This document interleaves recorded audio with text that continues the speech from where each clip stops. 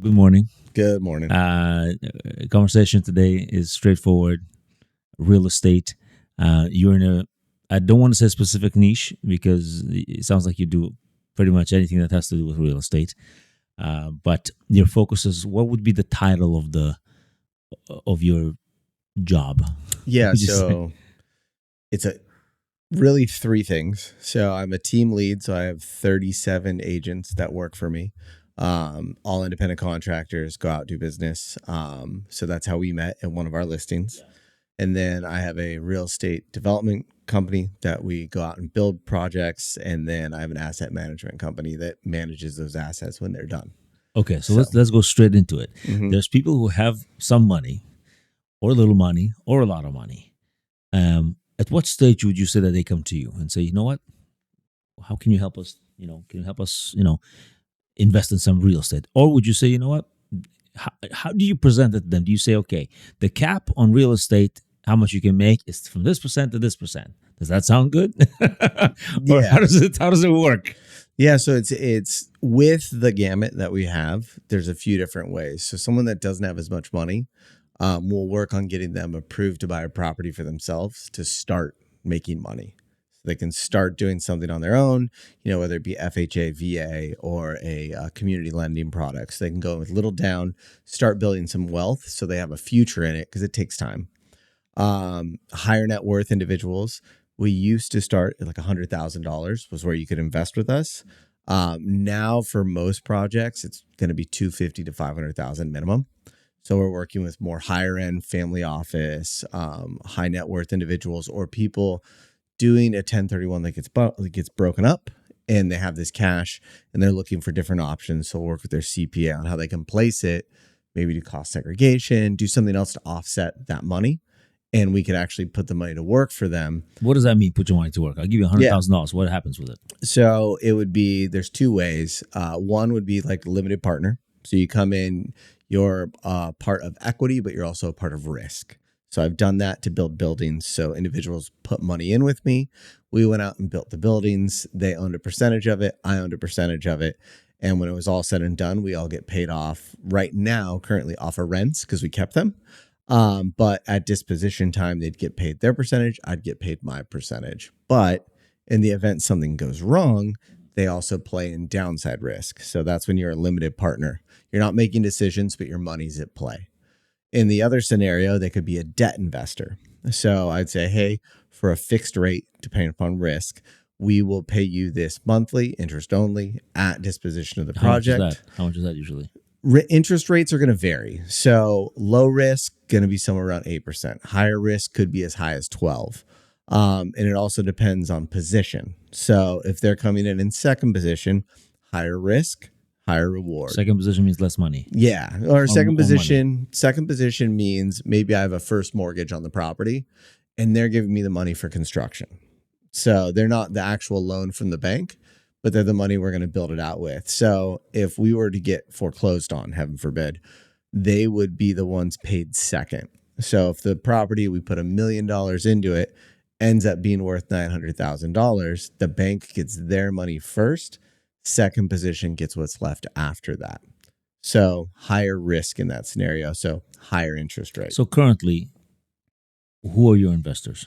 So a lot of my investors are individuals here in San Diego I've worked with, so past clients, people who have found me on Instagram or come to some of our events. So I think my total investor pool is 27 active investors. I also work with a couple family offices. So doing a little bit different hybrid there called owner rep. So we'll find a deal, we'll bring them the project and say, would you like to do this? Then they'll fund the entire deal and I manage it from start to finish. So it could be acquisition, construction, disposition. I hire everybody. So somebody can hire you to do, let's say I find a property, or I don't know, I have a $500,000 to $1 million. Let's say I want to, invest in something, and I don't want to be tied down to a fund or anything like that. I want to have a say. Mm-hmm. I can hire you. Yes, and have a say is very limited when you work with us. We make most of the decisions. Our contracts dictate that we will set a scope And then we have to be able to make decisions within that timeline. And then we'll have requirements like, hey, if you haven't approved this within 48 hours, we're allowed to proceed without your approval.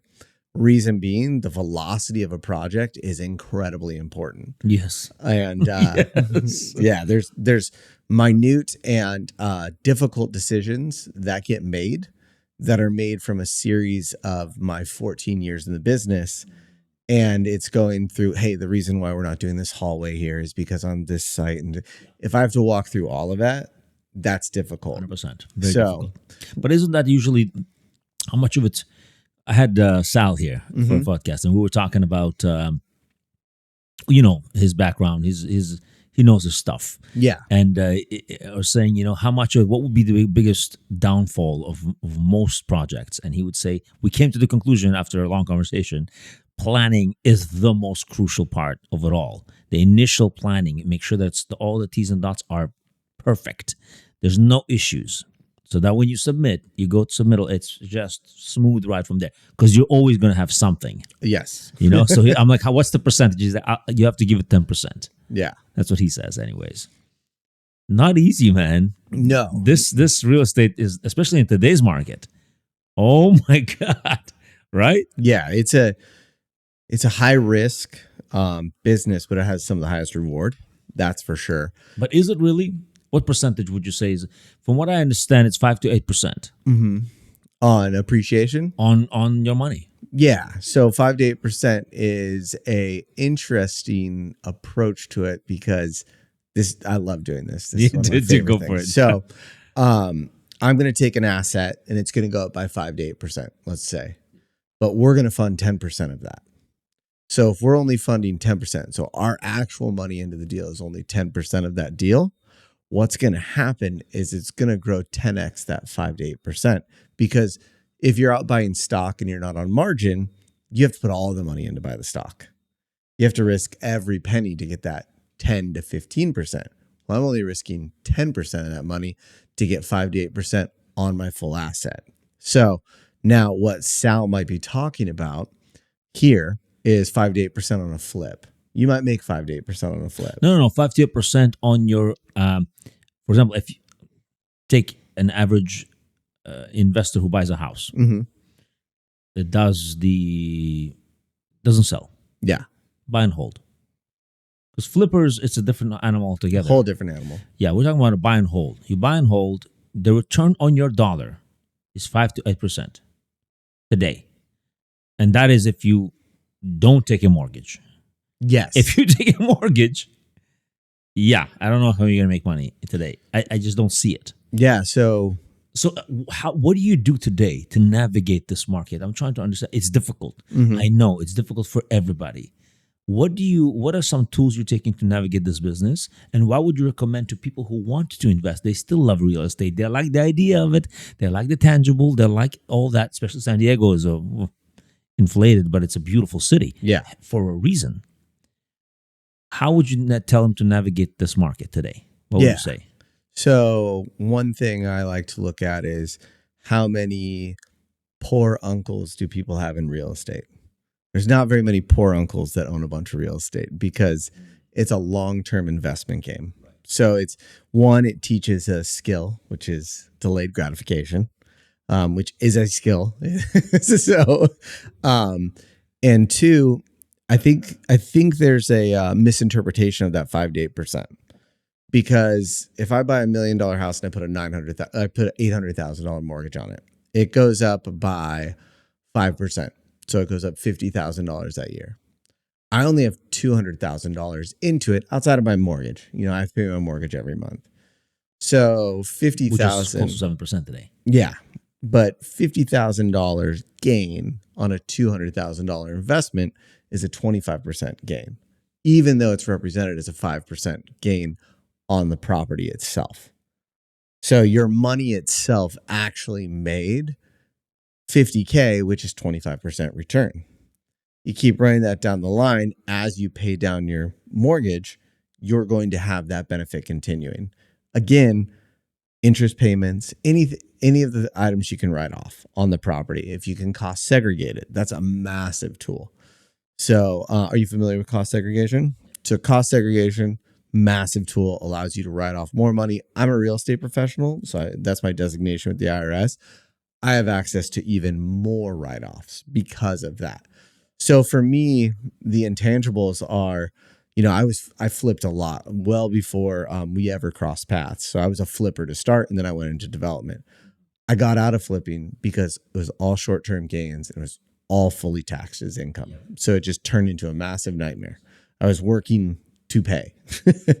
So as I got into investing and I've held more and more properties, I've cost segregated them. I buy them, I hold them. And now every year I'm like, okay, I need to get one or two more long-term holds that I can cost segregate to offset my gains. At the same time, I don't know how all that magic works. My CPA does. So he helps me with the write-offs, but it becomes a massive tool where my properties have gained value, but I've also kept more of my other money. So there's this weird like valley that opens up, and I explained it. Like I had gotten to the point where I had 3 duplexes. And then in 2020, I was very active in the market. I built 30 units, 3 different 10-unit buildings, all with the intention of selling.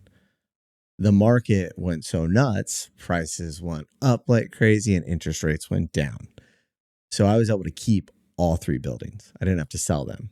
That became a game changer for me and my portfolio because 1, I had a lot of write-offs because I kept those buildings. 2, it opened me up to actually go get more buildings. So I acquired another 8-unit, and then I bought a commercial building, and then I have acquired some land that I'm building on now. So it created these options and allowed me to keep more of my cash, which just changed the whole dynamic of my portfolio. Mm-hmm. I'm trying to think from an investor's perspective. I think the people, from what I understood, the people that are able to,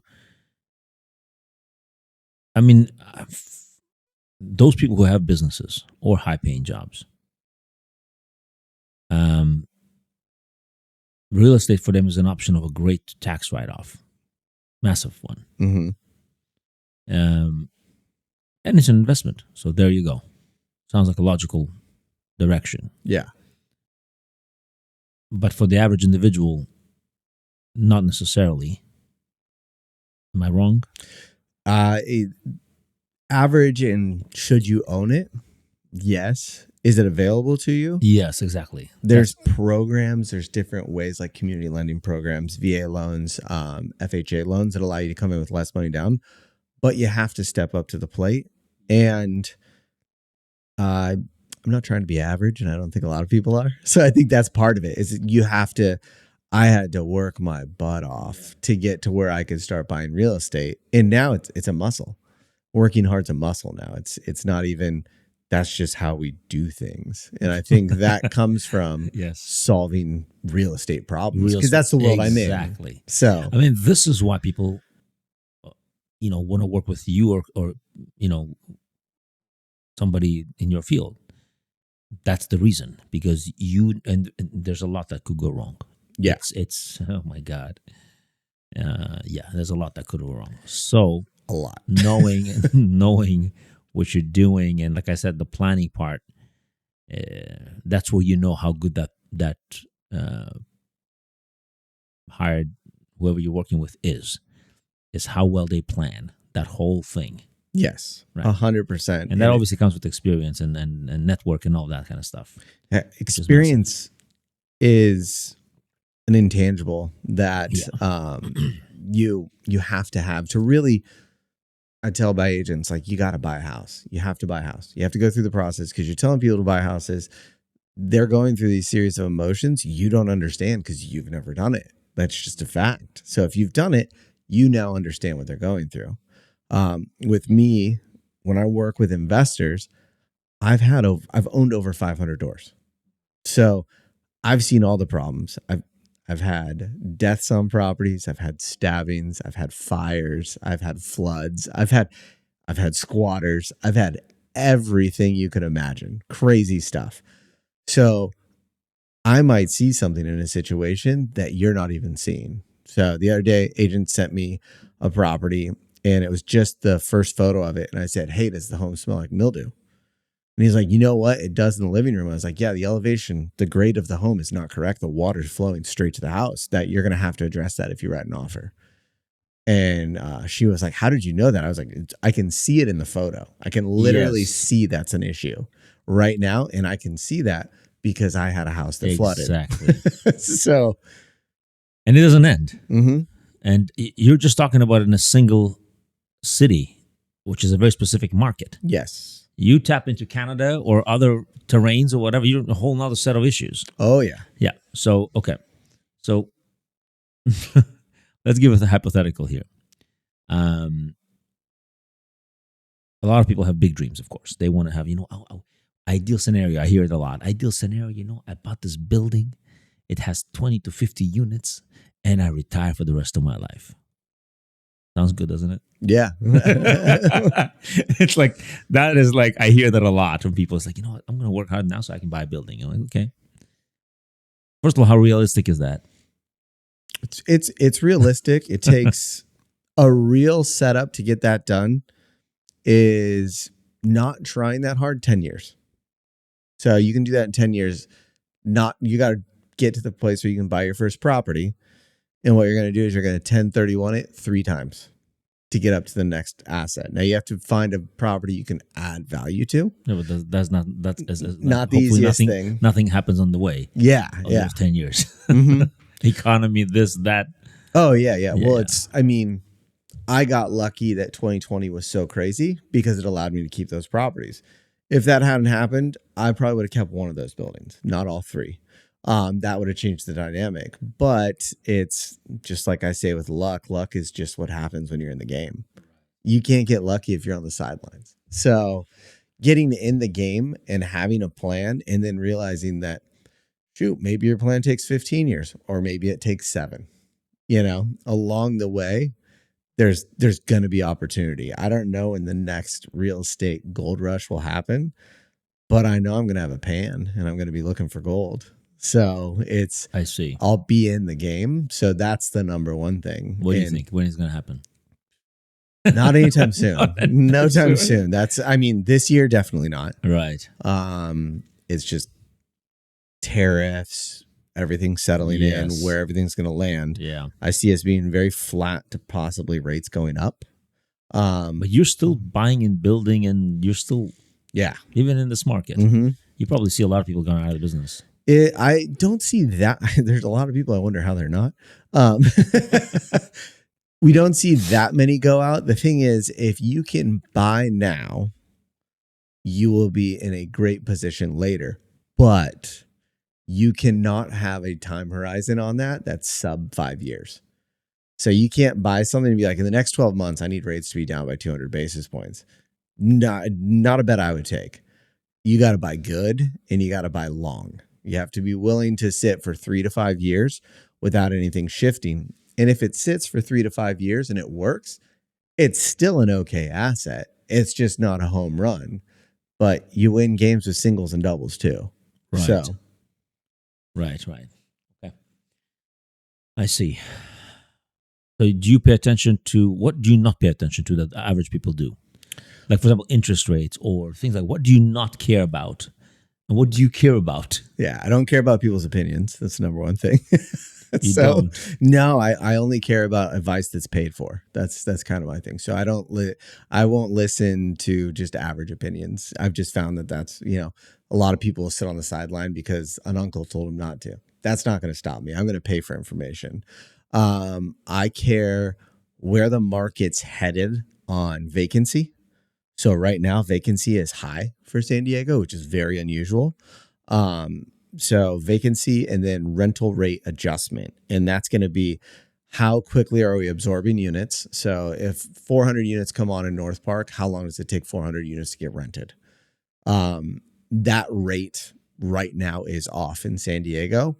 Vacancy is high. It's high. Why?